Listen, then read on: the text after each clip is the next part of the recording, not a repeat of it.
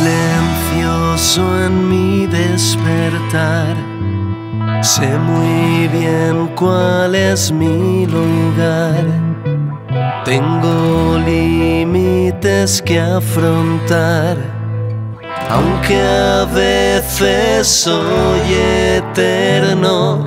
Tengo manos con que tocar, dos oídos que agudizar, una boca para callar y un deseo confesable algunas veces.